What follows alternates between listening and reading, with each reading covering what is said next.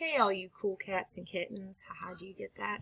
I hope you guys have had some downtime outside of school to like consume copious amounts of Netflix and Hulu and all the awesome streaming shows. But I just wanted to take some time and cover this, which I think is our 5th, I'm not even sure, grammar module on dangling modifiers. So I'm going to try to get through this as quickly and painlessly as possible so that you can get on with completing the attached quiz. And I'm also asking you to read an excerpt called Nuclear Waste. So I'll get into this. Don't forget to do those things. We're going to look at how you can identify and correct dangling modifier errors. Don't forget to read Nuclear Waste. I said complete the online quiz. There's going to be a discussion for Nuclear Waste that I want you to complete. But again, I'm going to link all that in Pages, so just go through there and check those items off as you go. I'm hoping that this won't take you too long. I'd like to keep your life as simple as possible. All right. Will my video play? I have an embedded video. We're going to watch this.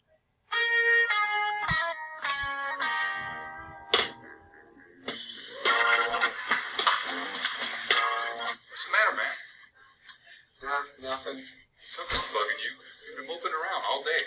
Hey, you know Missy Delvecchio? Dude, who doesn't know Missy Delvecchio? Right. You got the hots for Missy. You could say that. So what's the problem? I don't know, it's just like I freeze up when I'm around her. We were at this Delta party the other night, we were dancing, it was great, but just can't get the words out, you know? Relax, just talk to her. Dude, she's like the most popular girl in school. And? I just can't. I don't know what to do. Dude, she's just like everyone else. She puts her skirt on one leg at a time. Right. If you climb up in front of her, why don't you just write her a letter? Hey, that's a great idea. I know.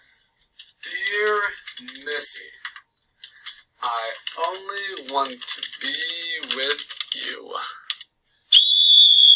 Oh my God, grammar referee, what are you doing here?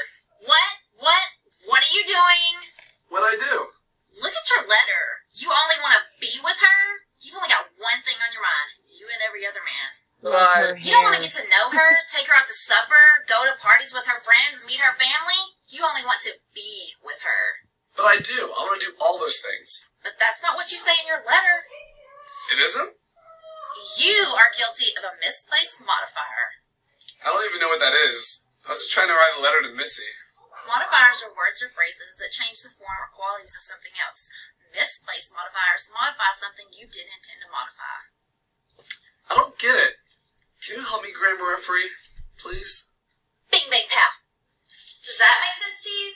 I guess. Wrong. These two sentences mean different things. This sentence means you only want to be with her.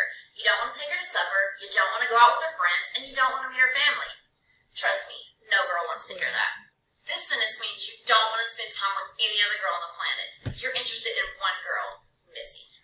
Yeah, totally. That's exactly what I was trying to say. How am I going to remember all this? Here's a tip.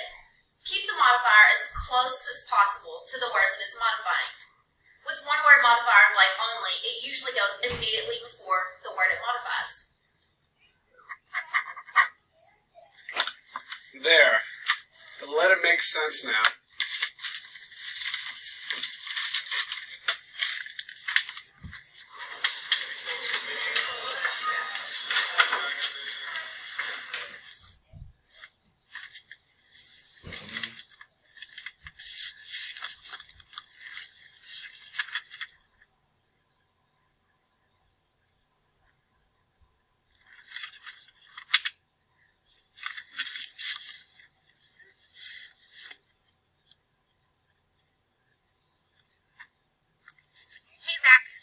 Your letter.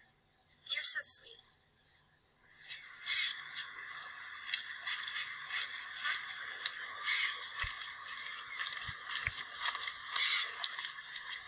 They make such a cute couple. I'll tell you what, if that boy didn't learn his grammar, he'd be one lonely college student. That's right. Say, you want to go get a drink at the Copper Pop or what? Is that how your mama raised you?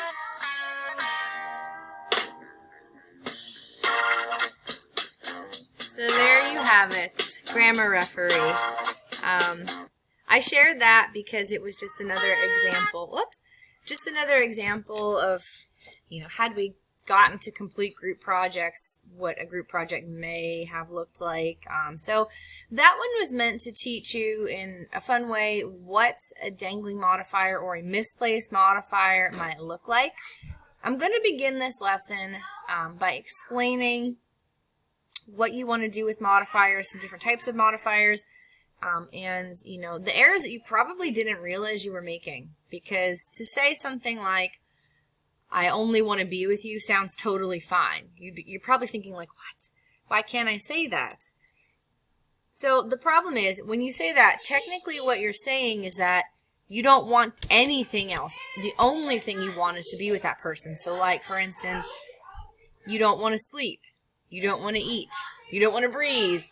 You don't want to take your college classes. It's like saying, I want nothing else. When really what you meant is, I want to be with only you. So that's an example of a limiting modifier. You can see here on the screen, limiting modifiers will use limiting words like only, even, almost, nearly, just, should.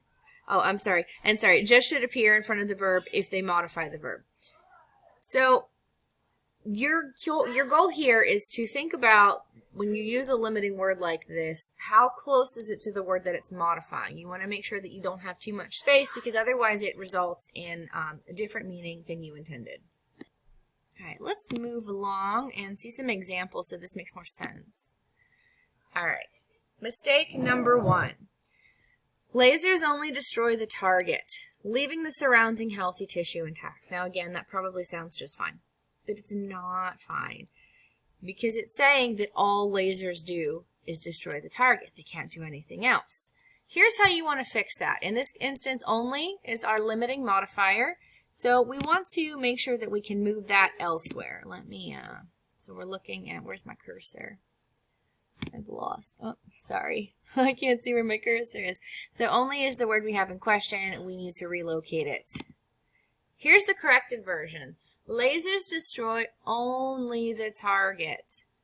So that's the difference that we want to make here. It's just a really simple little tweak. We're just going to move that word. I put it in all caps just to call it to your attention. If you were writing this as a sentence, you would not write that in all caps. This was more just for a visual call out. Sorry, I'm trying to mess with my marker tool, and it's there. I can see that better. So you want to move this. You don't want to say only destroy. You want this to be close to what it modifies. It modifies the target. It's only destroying that. It's not modifying your verb. Hopefully that makes sense. Let's look at another one. The turtle only makes progress when it sticks its neck out. Here, same thing. The word only is what we have in question. So if we look at this logically and what this only is saying, it sounds like the turtle only makes progress. Like that's all it does. It makes progress. It doesn't bask in the sun. It doesn't sleep. It doesn't eat food. It just makes progress. Again, some of you might be reading this and thinking like, well, I understand what that meant. It's because we're so accustomed to using these misplaced modifiers. Here's how this actually should read. The turtle makes progress only when it sticks its neck out. In this instance, only is modifying this whole when it sticks its neck out. Hopefully that's clear. Oh, just erased my arrow, but you see what I'm saying. You want to move it so that it's closest to what it's actually modifying, which is over here. Another example. Oh, nope, that was my only one for that. All right. Next bit of advice. Place phrases and clauses so that readers can easily see what they modify. So let's look at some incorrect options and some corrections. So this one I think will stick out to you a little bit better than maybe the first two examples. The soccer player returned to the clinic where he had undergone emergency surgery in 2004 in a limousine sent by Adidas. We have a lot of prepositional phrases here layered on top of one another. So what winds up happening is it sounds like the soccer player had surgery in a limo, which maybe there's some high-tech limo out there, but that's probably not what this sentence is trying to say. Let's look at the correction. So here, again, I used capital letters to call out the correction that was made. This prepositional phrase, in a limousine sent by Adidas, that was causing us some confusion because it sounded like the surgery happened there. So one way to fix this is I moved it away from this idea of having the surgery, the emergency surgery, and kicked it to the beginning so that it would be much easier to figure out what was happening. The soccer player returned in a limousine sent by Adidas to the clinic where he had undergone emergency surgery in 2004. And here, when you read this, there's really little room for confusion. So that's exactly how you want to do it. Another example. This one will also sound a bit off. There are many pictures of comedians who have performed at Gavin's on the walls. Now, clearly what this is trying to say is pictures are on the walls, but this prepositional phrase on the walls appears next to the comedy club's name, Gavin's. So it sounds like they performed on the wall, that the comedians performed somehow on the walls at Gavin's, right? It's nonsense. Again, a reader might discern it, but they also might trip over it, and your goal is always clear communication, so best practice would be to move this around. I kicked the prepositional phrase to the beginning of the sentence to get it far away from Gavin's. On the walls, there are many pictures of comedians who have performed at Gavin's. Now on the walls appears closer to this idea of pictures, so we know that pictures are what are being referred to. So there you go. Next example. I don't even know how I did that. The robber was described as a 6-foot-tall man with a mustache weighing 150 pounds. Now this one sounds quite comical. Sounds like he is lugging around some enormous mustache that weighs 150 pounds when we know that's not really what was intended. So we need to move that descriptor 150 pounds or weighing 150 pounds away from mustache and get it closer to robber. I did this just by swapping it out. The robber was described as a 6-foot-tall man weighing 150 pounds with a mustache, and now it's much clearer. All right. This one's kind of fun, so we can correct this a number of ways and it will slightly change the meaning. The exchange students we met for coffee occasionally questioned us about our latest slang. Now, in this one, you might be reading this and thinking like there's nothing that's super obvious sticking out. That's because what we want to look at here is this word occasionally. So this adverb, because of its placement, it's placed kind of like right smack dab in the middle of this sentence, it could be referring to how often we met the exchange students for coffee, or it could mean how often the students questioned us about slang, right? It's really confusing because it's situated close to both. So you have two choices here. And even with the other examples, you have multiple ways, like you could move the words around, the word or the phrase around. You just want to be sure that wherever you place it, the phrase is closest to the thing that it modifies for clarity. Two different choices you have here. Now, if you wanted to refer to how often we met with the exchange students, you'd put it closer to the beginning. The exchange students we occasionally met for coffee questioned us about our latest slang. On the flip side, if you want it to be about how often they questioned us about slang, move it closer to the end. The exchange students we met for coffee questioned us occasionally about our latest slang. Or you could say, you know, for like I said, you have different choices, but just for clarity, move it around. You could say like the exchange students we met for coffee questioned us about our latest slang occasionally. Like it'd be fine there too, just because it's on the second half of the sentence. Now we know what it's referring to. Next bit of advice. Move awkwardly placed modifiers. So here's an example. Hong Kong, after more than 150 years of British rule, was transferred back to Chinese control in 1997.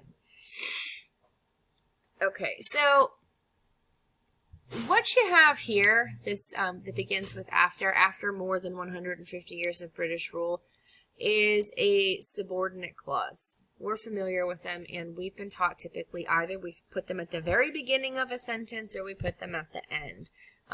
What's happening here now is the subject of our independent clause is being interrupted with this dependent clause, and then the sentence continues. So it's a bit choppy, and that's why this is considered like an awkward placement. Your best bet would be to either put your subordinate clause at the beginning or at the end. I put it at the beginning. After more than 150 years of British rule, Hong Kong was transferred back to Chinese control in 1997. You could also move it to the end and write, Hong Kong was transferred back to Chinese control in 1997 after more than 150 years of British rule. Beginning or end, just fine. It's just that you don't want to insert that dependent clause in the middle of an independent clause, because that's just not entirely how it was meant to work. Now, next bit of advice. Avoid split infinitives when they are awkward. Remember that an infinitive is going to be the word to plus the root form of a verb and any of its complements. So we've talked about this now. This would be the third or fourth time I've mentioned it in this class.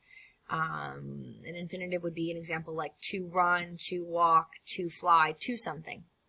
So here we have an infinitive. Where's my cursor? I'm sorry, I'm having a hard time seeing. It is so tiny. To avoid. To avoid is our infinitive. So when we talk about splitting an infinitive, that means we take a word or words and we cram them in between that to and whatever the verb is. Patients should try to, if possible, avoid going up and down stairs by themselves. That's a split infinitive. Instead, what we should do is we should take that if possible, that's our modifier, and move it somewhere else in the sentence so that the infinitive is allowed to just exist as a cohesive unit. So here's what I did. And again, you could find other spots in the sentence to place this. This is just one option. Like you could say patients, if possible, should try to avoid going up and down stairs. That way that to avoid gets to stay together. I put it at the end. Patients should try to avoid going up and down stairs by themselves if possible. You could put if possible after stairs. Numerous places are fine, just don't split your infinitive.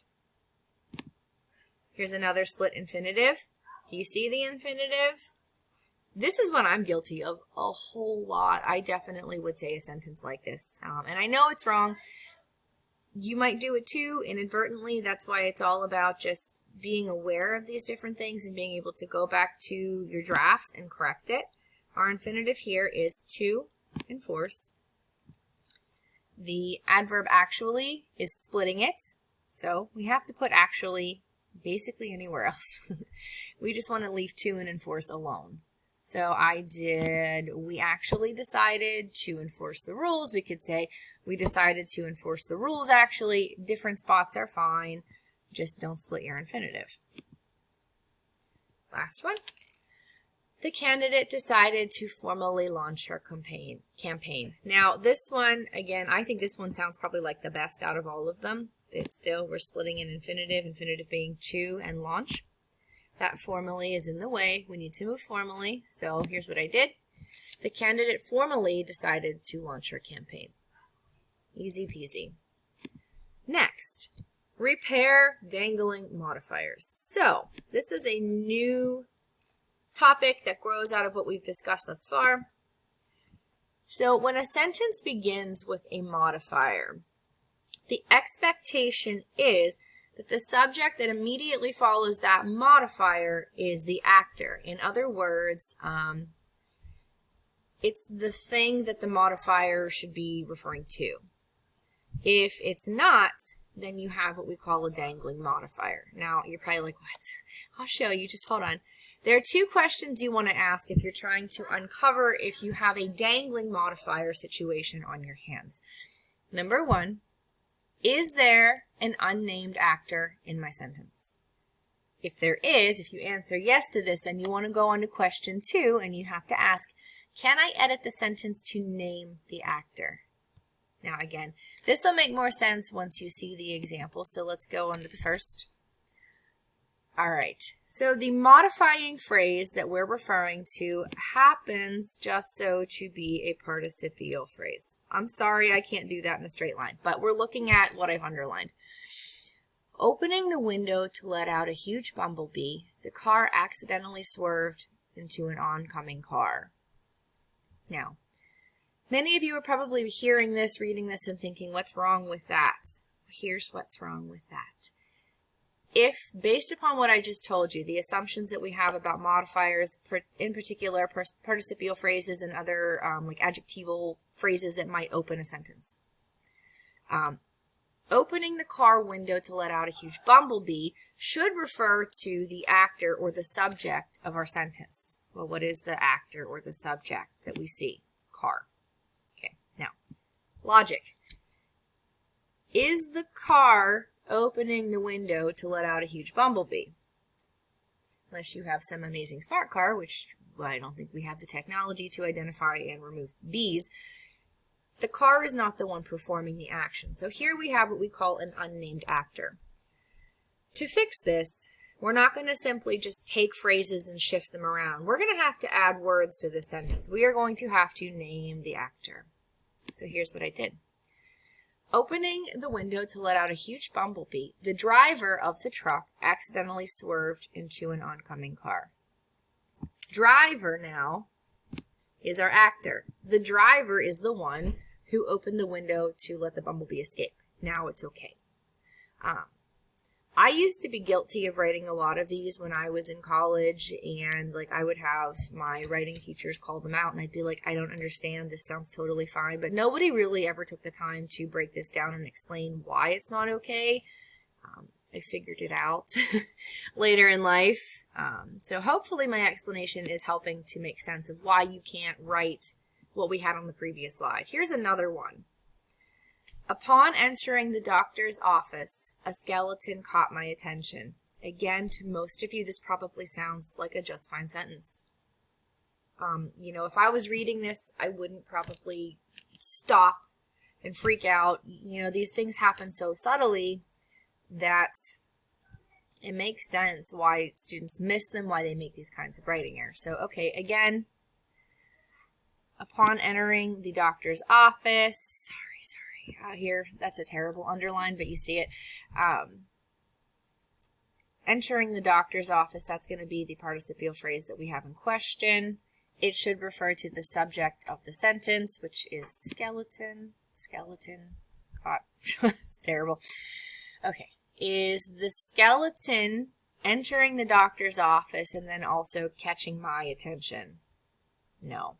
The person speaking clearly is the one who did the entering. The skeleton didn't. So, dangling modifier. We are naming an actor, or we're hinting at an actor that's not named in the sentence. So, again, we have to add words to correct this. And I know many of you, because when we do this in class, students are like, what do you mean I can't write that? It sounds fine. It's not for the reason I'm explaining. You're suggesting something that hasn't been identified in the sentence. And in order for you to do that, you have to include it by name. So we already know that the implication was that the person speaking is the actor here. So I took out, skeleton's still there. I just restructured this a little.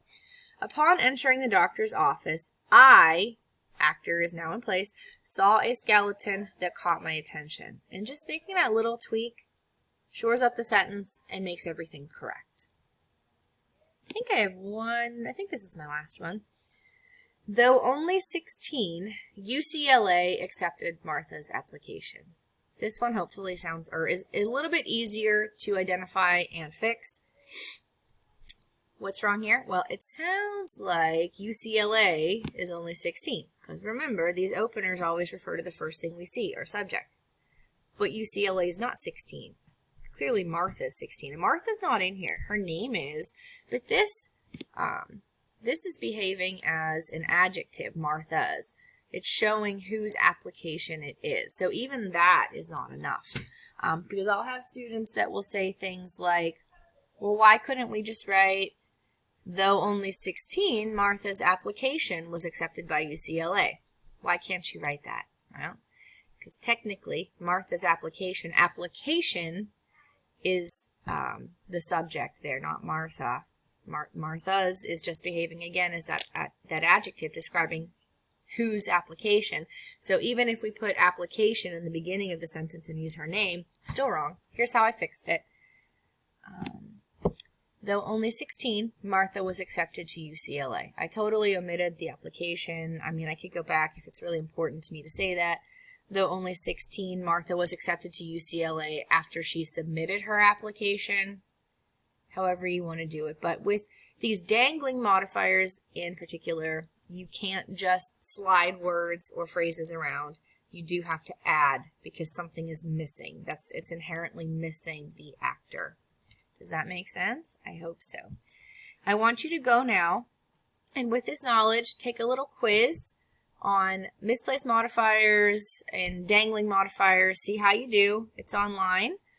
And don't forget to read Nuclear Waste. Thank you so much for listening. You all have a great day. Stay healthy, stay safe, stay sane. I will talk to you soon.